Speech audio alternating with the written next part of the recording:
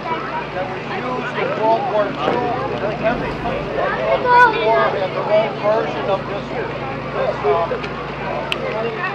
they penetrate about 1.25 inches of armor. Very quickly during the war, it became obsolete. Throughout the war, very easily around on the battlefield by a small group of men. Fire was a high explosive and armor-piercing rounds that had a range of about 1,000 meters.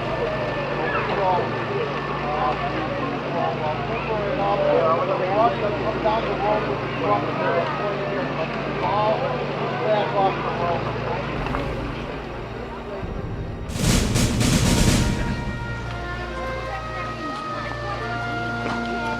It's going towards you.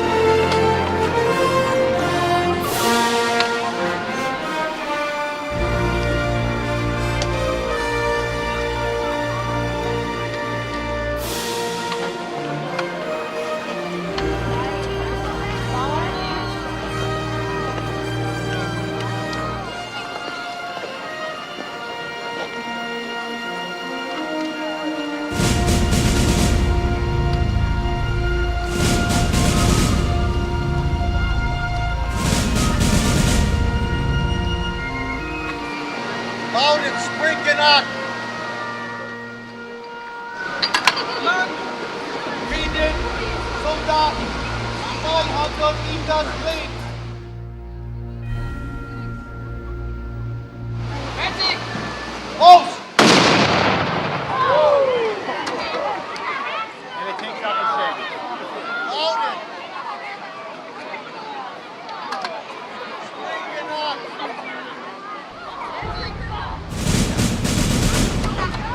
Loudon, Spring Granada. Frieden, Soldat, 200 Meters links.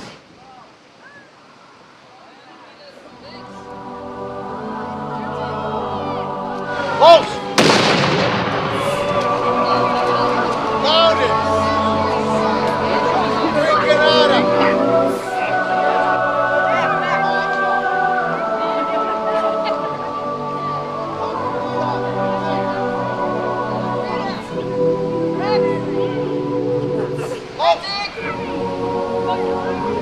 Close!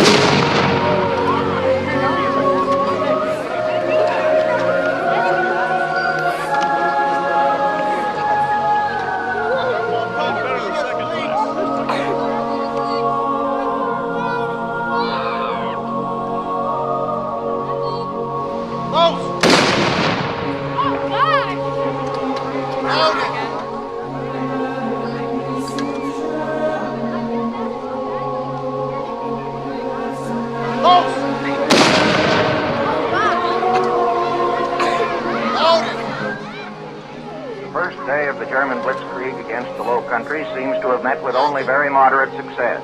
Both Dutch and Belgians are resisting fiercely, and the Belgians have already been reinforced by strong mechanized columns of British and French troops from the Western Front, responding to the call for help sent out by both small nations after they were invaded. The Dutch and Belgian high commands tonight flatly say the invasion has failed. German advance has been greatest where Holland and Belgium meet. They took the Dutch city of Maastricht, swarmed across the projecting tip of Dutch territory, and say they have taken some bridges on the Albert Canal in northern Belgium. Farther south, they claim to have occupied the town of Malmedy, lost to Belgium by the Treaty of Versailles. Attacks on France and Belgium through Luxembourg have been stopped so far at the frontier.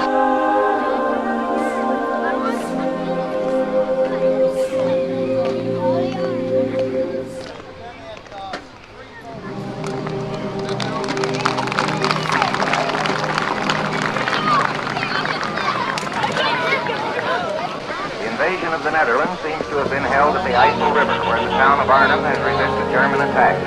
And many, if not most, of the parachute troops dropped all over Holland before dawn this morning have been mopped up by squads of Dutch machine gunners traveling in fast automobiles.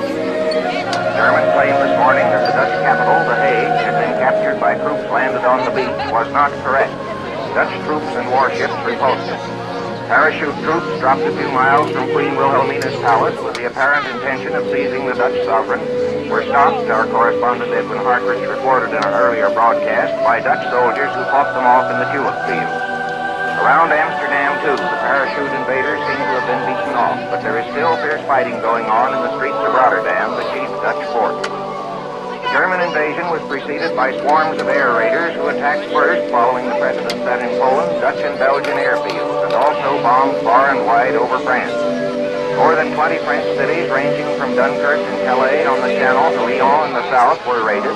And while apparently here too airfields, or in some cases radio transmitters, were the primary objective, the French government said that more than 50 civilians were killed. Raids on Paris and on the mouth of the Thames seem to have been purely for reconnaissance, but incendiary bombs were dropped on a town in southeastern England.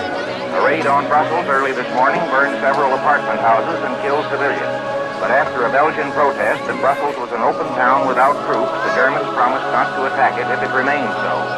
A late dispatch from The Hague says that no attacks seem yet to have occurred in Holland on non-military objectives. This afternoon, however, the Germans claimed that the German city of Freiburg im Breisgau, also an open town, had been bombed and 24 civilians killed. And each side warns of reprisals if the other doesn't stop it. An air raid alarm was reported from Paris about an hour ago, and all over England, people have been warned to be on guard tonight against parachute troops dropping during the blackout. The only bombs dropped on Switzerland appear to have been a mistake, but the Swiss are conducting a general mobilization nonetheless.